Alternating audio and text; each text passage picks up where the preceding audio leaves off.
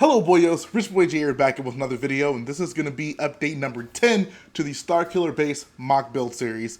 This episode is going to be a little bit different than we've done before. I got a few things done on the mock. You can actually see behind me, there's actually a big wall next to the stage, which is actually a pretty significant thing that I added to the mock. So I'll be able to show that off to you guys along with a few platform additions. But the bulk of this video is actually going to be dedicated to my first order transporter mock.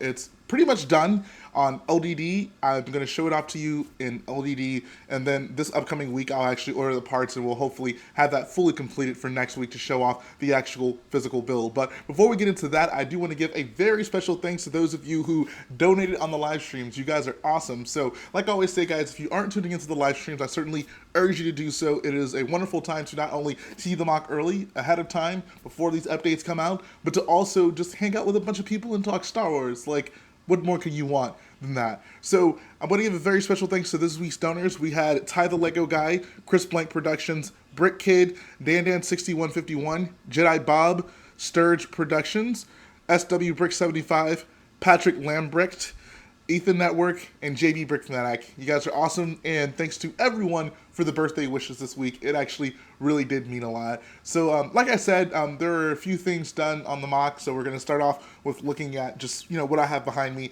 You'll notice the figures aren't standing up. I haven't replaced those yet. That's really just quite an ordeal all in itself, but I do have something figure related to update you guys on.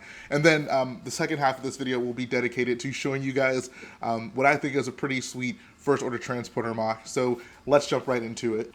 All right, guys, let's take a look at Starkiller. One of the things that I made a point to do, and I'm still making a point to do it moving forward, is actually incorporating more snot elements into the snow details on the platform. So really just to make the details look more consistent and a little bit better.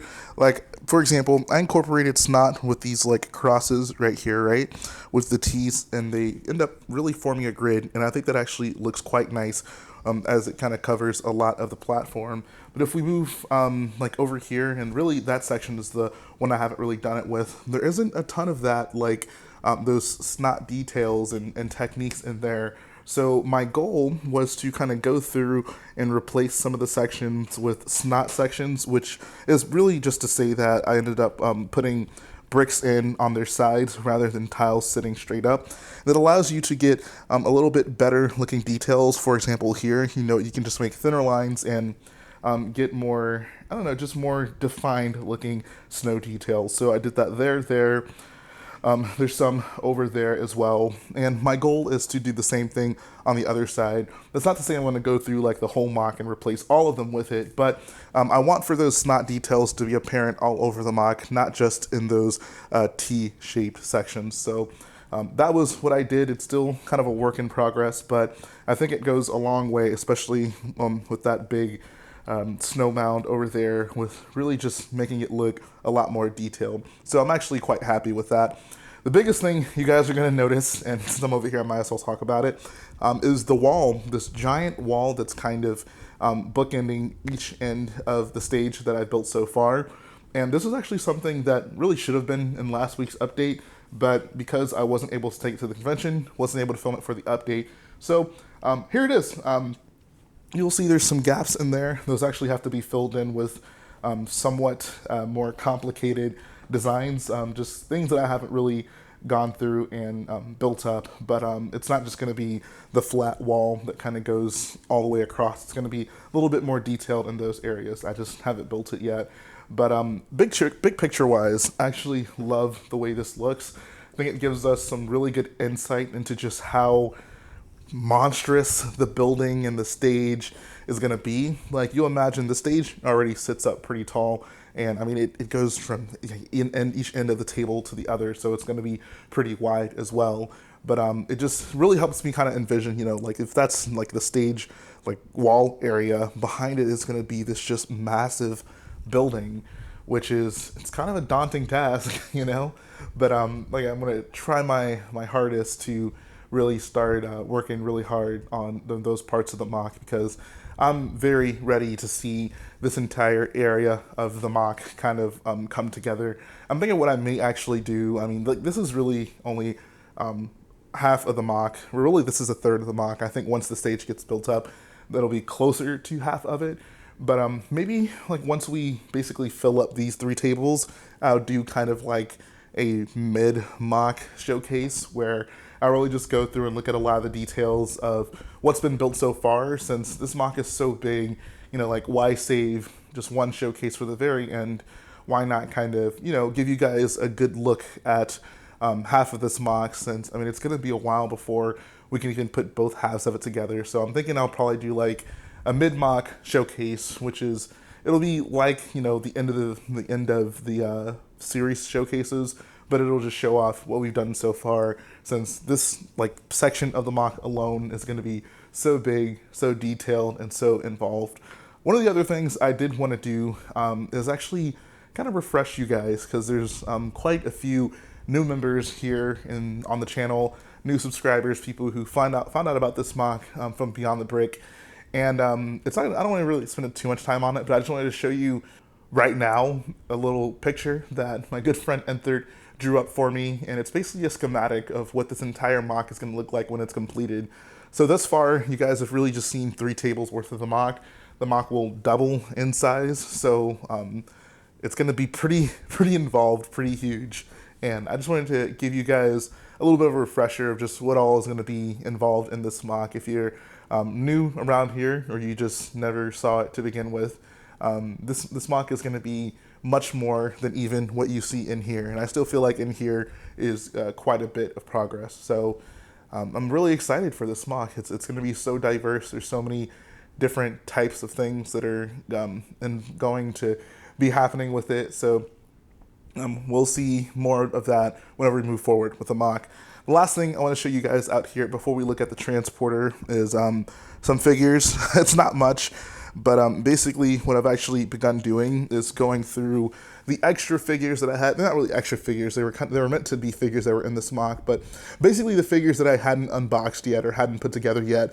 This is some of them. This is not even most of them, but basically the reason I don't have all the figures placed here is because I want to first take note of all the figures outside of those that I had placed at the convention, because at the convention I know how much of the platform was filled up, but now I want to just get a very clear picture of, okay, these are the figures I have left to work with to fill up this platform, and that'll give me more clarity on, one, how many more figures I need to buy for the platform, but also it'll give me a good look at how many figures I may potentially have left over for the rest of the MOC, because like I said, this platform area is really only 1/3 of the MOC. There's still so much more of the base and the oscillator building that I'm going to have to put together, that is, going to have tons and tons of stormtroopers all throughout it. So I want to just, get a big picture view of exactly what we're working with here.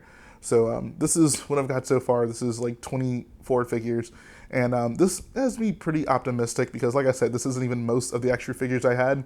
I think once I finished up the platform, I needed 150 more figures on this platform to really fill it all in. And the fact that I have 24 more out the gate is very promising. So I'll keep you guys updated as I assemble more of my figures and get a better, just a better look at how many more figures I'm going to have to buy for this MOC overall. But really, that's all I have to show you guys for the physical build part of this video. Definitely let me know what you think about that wall so far. I think I showed off the prototype of it earlier on in the series, but it's all slanted, which was not easy at all to come up with, to have these giant wall chunks kind of sitting in there. But I love it. I think it looks really nice. The fact that it's all slanted just makes it look a lot more visually interesting than if it was just a straight wall going up, especially if you look at it kind of from this perspective, from the side on the walls. I'm actually quite happy with how this looks. But we're actually going to move forward, and I'm going to show you guys the First Order Transporter MOC that I worked on. So let's go ahead and check that out. Alright guys, let's finally take a look at the First Order Transporter MOC they have designed for Starkiller Beast. So first things first, this MOC has 2,343 pieces, which is kind of ridiculous, but I like the way it looks. I think there's a considerable amount of detail in this build. One of the most important things to me to nail was actually this front area right here and have it angled. A lot of the MOCs I've seen, as well as the Lego set, just kind of have the walls come straight forward. But I felt like, I mean, with a ship that's so boxy, you want to incorporate as much detail as possible into the build. And I figured, you know, like, why not actually include those slanted, angled walls at the very front? I think that that really goes a long way in making this look like a decent, like, premium MOC of the First Order transporter. So just kind of looking at a few of the details on this. The side is pretty bare bones, especially like towards the front. It's just really a big gray wall, honestly. But in this section right here, I'm actually really proud of the way I was able to build it, specifically with these wedge plates in here and kind of like having that angle in there. It was not an easy thing to figure out. I went through quite a few designs before I got that to work out. But in the long run, it actually looks pretty nice in my opinion. So I actually like that quite a bit, and also got kind of the fins right there sticking out. The landing gears I'm actually kind of proud of too. They're not the most elaborate landing gears that you'll see on a Lego model, but for what this is, like I've kind of built them to where they can be removed if you want to have it kind of in flight mode, or you can place them in there if you want to have the ship parked. So I actually like those quite a bit as well. You'll see that there's this like weird bracket here that's kind of sticking out. The only reason that's there is because Lego doesn't have the 1x1 bracket piece in LDD right now, so I just put that there as a placeholder to make sure that this slope had something to connect to, but in the actual build there'll be the 1x1. It's not just going to be randomly jetting out right there. Moving on to the back, this was actually an important part of the MOC to get down, and to get down correctly, because kind of like the front, you know, getting those angles in, I feel like the back is also a pretty distinguishing part of this vehicle, with kind of how the engines are in that V shape. So I really like what I did here. One of the things that I'm kind of considering, and I'm not entirely sure how well it'll work out, but I built it to at least accommodate lights. Like I've basically given myself a way to have wires run into this back section, as well as some other areas where lights should be if I decide to do that. So yeah, that was kind of an important part of this, and also just getting, once again, these back angles done correctly, because yeah, it kind of like tapers off toward as it goes towards the back here, behind these, like, I guess engine cover things that kind of stick out from it. I'm honestly not entirely sure. My best guess is those are just kind of armor to protect the back engine area of the vehicle. So that actually ended up working out pretty well. It also has those like signature fins on the back of it, reminiscent of those from like the Snowspeeder. So I actually like that quite a bit that they incorporated that there. And let's go ahead and check out the cockpit. It's not super, detailed or involved, but I wanted to just make something that I could stick a figure in and kind of, represent the cockpit area. Those black tiles, I'll actually find like printed pieces for that to represent a console and some sort of like screen, or like that would kind of give the person piloting this thing an actual way to see out of the front. Because from what I have seen, I don't know if there's if this is an actual window. It could be, it's just I'm not sure if it's supposed to be. So either way, this is kind of supposed to be a representation of how the heck a minifig would see out of that little box right there. Moving to the other side of the build, this is the turret section, and I went kind of out of my way to make sure that this gun was decently detailed, and I'm actually quite happy with the way it came out. Just got lots of little bits in there that make this a little bit more than just your average Lego turret. I'm kind of happy with the way it turned out. One of the cool parts about this hatch actually lifts up right here, so you can have a stormtrooper actually manning the turret. So let's flip that open. Sorry, LED can be so finicky when it comes to these like hinges. Oh my god. Okay, there we go. You guys get the idea. It flips open. So yeah, you can have, it goes back further than that too, but I'm kind of done trying to deal with that on this video. But yeah, you can see there's a place to sit a minifig so he can be manning the turret. We don't actually see this being utilized ever in the film, so maybe one day we will. Fingers crossed for episode 9 that, one, the ship even makes an appearance, but two, that we actually see some First Order boyos using that turret and kind of using this ship specifically in more of a battle kind of sequence, because we really haven't seen that thus far. Like even on Takodana, they just kind of land. We don't see them, like coming in and actually using the turret on the vehicle. Either way, I guess the last thing about the exterior I wanted to talk about is the bottom. Now this was probably one of the funnest things to incorporate into this vehicle, because another thing that, you know, a lot of the MOCs and like even the Lego set that I've seen haven't really incorporated the like concave bottom of this vehicle with like these angles down here. I just haven't really seen anyone kind of attempt this on a first order transporter. So it was a really big deal for me to do that. And I love the way it turned out, especially like looking at it from the side, like the side profile, the fact that the angles kind of come down and dip in that middle section. That was so key to me for this vehicle, and I just love the way it turned out. It also kind of helps maintain the snotness of this design all the way around the vehicle, which is never an easy thing to accomplish, especially when you get to like the bottom of it. But I think it actually worked out pretty well, so I am super thrilled with that, and I love the way the bottom of this vehicle looks so much. It's nice when you can build a MOC that looks, you know, good from all angles, including the bottom. So now let's actually go ahead and take a look on the inside when I go ahead and hide these bricks that cover up the ceiling slash roof area of the MOC. Alright, this is the interior. So you guys know how I feel about interiors. They're a pretty big deal to me, and I included one on this vehicle. One of the first thing you'll notice is the fact that there's these jumper plates on the bottom, which are really just used to place minifigs in the vehicle. So you'll have that option, and there's a designated place for each figure to go. So I think that's a pretty good thing. One of the unfortunate things about this build is that the actual vehicle is supposed to hold, I think, 20 troops in this area, and as well as a pilot and the gunner that sits over in the hatch. I only had enough room to fit 18 troops comfortably, which isn't the worst thing in the world, right? Like, I think that, you know, the way this vehicle looks, like the proportions and scale are all really nice. I wouldn't want to try to mess with the exterior to try to accommodate that. And then worst case, you can just, you know, cram some figures in there if you really need to. But it was just slightly annoying that I was only 2 figures short from this thing being perfectly accurate, specifically with where the figure should be placed. But it's definitely not something that's going to keep me up at night.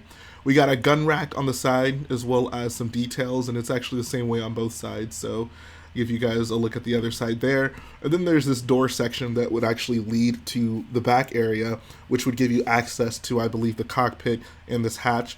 Now, this door does not open. It's not a practical door. And the reason I kind of felt that it wasn't super important to try to incorporate an interior in this back section is, one, there's a lot of structural things going on in there. With a ship that is this snot going all the way around it, it was kind of difficult to have the interior also come through there, especially with the way a lot of these subsections come together. And also, like, it's not a place we ever see on screen. It's only seen in the visual dictionary. So I don't know. That just wasn't like a crucial area for me. As long as I got the cockpit and the hatch, it wasn't super important for me to incorporate the interior back there. Down the line, it might be something I go back to. But in the meantime, like, the way this ship is constructed, I kind of like, I like where like the breakaway points are, like with the panels that you can pull up, and it would have been a lot more difficult to try to figure out how to make this a section of panels that you could pull up, just with how more complicated this back area is. But I digress. That's pretty much how that goes. But yeah, I like this interior quite a bit. Got some pipes coming out of the wall right there as well, just add a little bit more detail. And yeah, so all in all, guys, I love this design so much. It's, I think, one of the cooler vehicles that we've gotten in new Star Wars canon. And really one of the motivating factors for me in making this, you know, a nicely detailed model is the fact that we do see it in various places. So that, you know, if I want to build this and make it, I guess, give it some longevity, I have options now to incorporate it into other MOCs down the line. So one of the last things I'll actually show you guys is how this build looks with the door up. And here we go, guys. Here's a look at the model with that front door closed, and I love the way this thing looks with that door closed, especially with those fins kind of sticking out of it. I'm a very big fan. One of the things you kind of have to do is actually take off these 2 builds right here to fold the door up. It's just kind of the way it worked out with the way it was built. I'm not, like I said, I'm not really super concerned about that. Just something kind of worth noting. But yeah, this is my first order transporter, guys. I've been working on this for a little while now, kind of on and off. The bulk of my progress on this build actually happened immediately after Brick Fiesta, so I'd say it maybe took me like a week and a half to 2 weeks to finally get this bad boy designed. But it's here, and I gotta build a couple of them for Starkiller, and it's gonna be quite a bit because this is a 2,000 plus piece build. But I'll be more than happy to have a bunch of these bad boys in my collection because I'm actually quite happy with this build. But definitely let me know what you guys think about this. I think I did a pretty good job on it, if I might say so myself. But I'd, of course, love to know what you guys think about it as well. So that's going to finish up this portion of the video. Let's go ahead and go to the closing statements. Alright guys, that's going to finish up the video today. I hope you enjoyed checking out Starkiller base so far. Like I said, this week was a little bit interesting in terms of what was actually worked on the MOC. This is really the first time in a long time that I've worked so much away from what's happening on this table and other things, but it was really nice to kind of get back in the swing of designing vehicles. That's really where I started off in my MOC career, and with every MOC I try to design, at least one new vehicle. So now that I can kind of check that off the list, I'm happy with the progress we can make on this MOC. I can't wait to get at least one of those on the platform. I think the end goal is to actually have 2 of those first order transporter MOCs on the platform, and it'll give us a much better picture of what this just amazing looking landing platform is going to look like behind us whenever we get to that point. Other than that, moving forward, I think this week, like I said, I'm going to focus on actually getting that transporter built, and also I want to work a lot more on the stage. I really just want to make a lot of progress on the stage.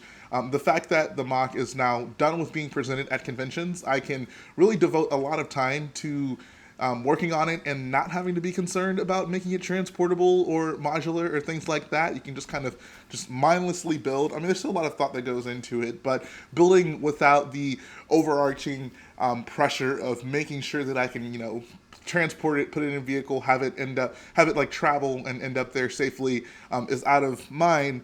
I can focus more on the actual building part of the MOC. So I do think you guys will actually see a considerable amount of progress down the stage moving forward. And yeah, we're gonna keep working super hard on this MOC. So definitely let me know in the comment section what you guys think about Starkiller so far. I, for one, am loving it, but I would certainly love to know what you guys think about it as well. And like I always say, guys, if you like what I do, go ahead, support the video by hitting the like button, support the channel by smashing that subscribe button, and I'll be back again very soon.